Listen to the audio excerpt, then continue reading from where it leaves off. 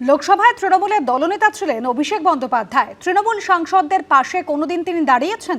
ঘণ্টাখানেক সঙ্গে সুমন অনুষ্ঠানে প্রশ্ন তৃণমূলের প্রতিনিধি অরূপ চক্রবর্তীর।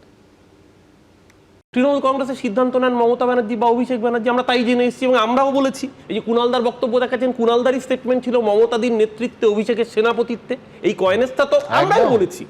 তাহলে যখন তৃণমূলের কমিটি তৈরি হচ্ছে, সেটা মমতাদির নেতৃত্বে অভিষেকের সেনাপতিত্বে হচ্ছে। এই কমিটিতে যুব সভানেত্রী সায়নী ঘোষ, আমি জানি না, কুণালদাই আজকে বলছিলেন, দেখলাম যে আমি কি কোভিডের সময়কার কোনো ছবি দেখছি যে মুখে মাস্ক, চোখে সানগ্লাস, মাথায় টুপি, রাজ্যের যুব সভানেত্রী তিনি এয়ারপোর্ট থেকে আছেন। আমি যদি পুরনো ছবি হয় আমি মার্জনা চাইব, আজকেরই ছবি। আবার ধরুন মহিলা পদে রাখা হয়েছে মালা রায়কে। মালাদিকে আমি অত্যন্ত রেসপেক্ট করি, আমি মালাদির থেকে প্রথম দিন থেকে কাজ শিখেছি, আমি তো মালাদিকে দোষ দিতে পারবো না।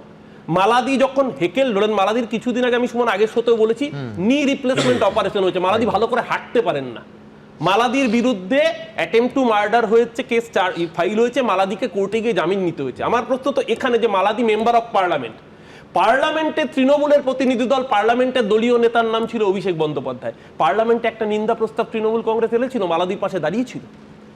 আজকে আমি যদি মালারায়, আমি যেটা মিডিয়ায় দেখছি, ন্যূনতম স্পিকারকে জানানো হয়েছে যে একজন মহিলা সাংসদের সঙ্গে এটা করা যায় না।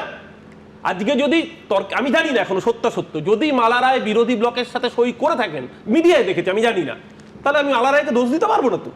আজকে এটা তো সত্যি কথা, সিঙ্গেল পয়েন্ট। এই যে অনির্বাণ বললো যে আমি খারাপ সময় রয়েছি, ভালো সময় ছিলাম, খারাপ সময় পালিয়ে যাইনি। অনির্বাণ ভালো খারাপ সময় বলে মমতা ব্যানার্জির পাশে যেতে পারবে। আজকে যদি তৃণমূল জিততো, অনির্বাণ মঞ্চে তো দূর, মঞ্চের 3 হাত দূরে না, 30 হাত দূরে থাকতে হতো। পাশে মমতা ব্যানার্জির পাশে সিরিয়ালের সেলিব্রিটিরা থাকতেন, এমএলএরা উঠতে পারেননি মঞ্চে দিনের পর দিন।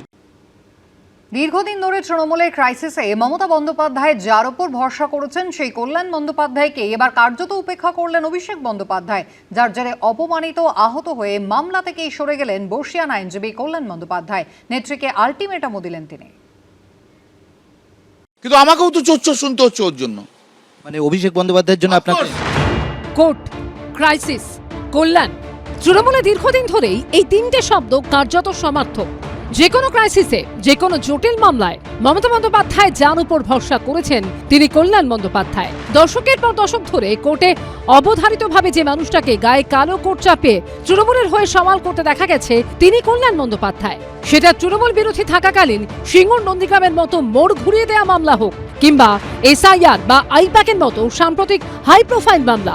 কিন্তু সইজাল কাণ্ডে মামলার ক্ষেত্রে সেই কল্যাণ বন্দ্যোপাধ্যায়কেই হঠাৎ উপেক্ষা করলেন অভিষেক বন্দ্যোপাধ্যায়।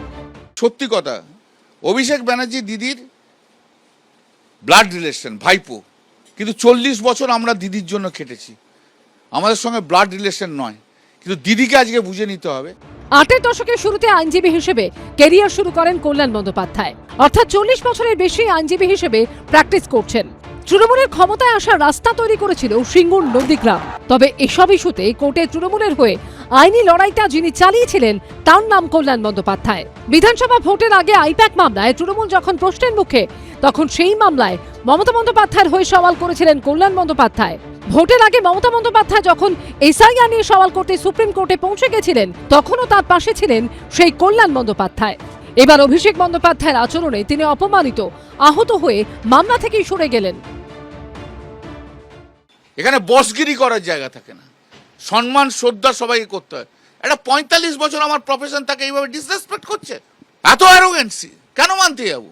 এই যে অবিশ্বাস, এই যে সন্দেহ, এই যে সেখান থেকে তার ইগো, সেখান থেকে তার উপেক্ষা, এইটা কিন্তু এই কেসের ক্ষেত্রে দেখা গেছে। সুতরাং এটা ঘটারই ছিল, কারণ তার মধ্যে, অভিষেকের মধ্যে এখন প্রত্যেক মানুষের প্রতি, প্রত্যেক তার রাজনৈতিক সতীর্থদের প্রতি একটা সংশয়, একটা অবিশ্বাস, একটা প্রতি মুহূর্তে একটা বিশ্বাসের অভাব, এগুলো তার মধ্যে দানা বাঁধছে এবং সেখান থেকে সে মুক্তি পেতে চাইছে, যার জন্যে কল্যাণ বন্দ্যোপাধ্যায়কে আর বিশ্বাস করতে পারছে না, তাই সেখান থেকে বেরিয়ে আসতে চাইছে।